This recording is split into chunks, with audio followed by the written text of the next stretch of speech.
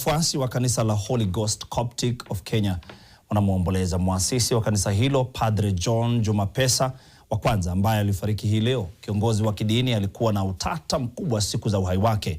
Mwanahabari wetu Judith Cherono Omondi anaangazia kuhusu kumbukumbu za Padre Pesa na jinsi wanavyosema watu kuhusu kifo chake ambacho kimezua gumzo kubwa hasa upande wa magharibi na upande wa Nyanza.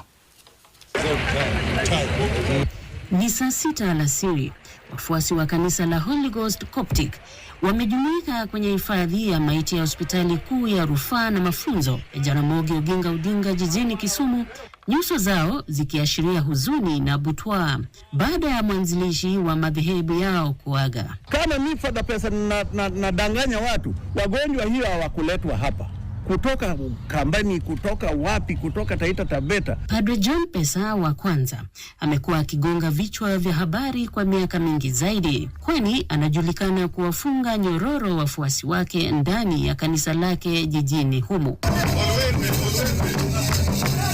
Takriban miaka 5 alifikishwa mahakamani jijini Kisumu baada ya kukataa kumwachilia mwanafunzi mmoja kufanya mtihani, akidai kuwa mvulana huyo anastahili kusalia kwenye nyumba ya maombi kuzidi kupokea sala.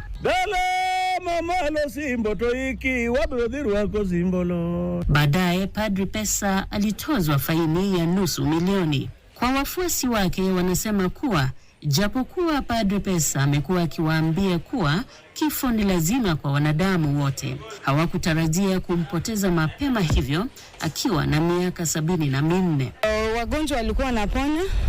Hata mimi nilikuwa na mgonjwa huko ndani, alisikia mzuri, ndio maana tulikuja, nikaamua niache nitoke nyumbani kwetu nikuje nikae kanisani. Lakini tukasikia nduru, mpaka tukakimbia kwenda hapo, tukapata ni John Pesa ndiye amewacha sisi.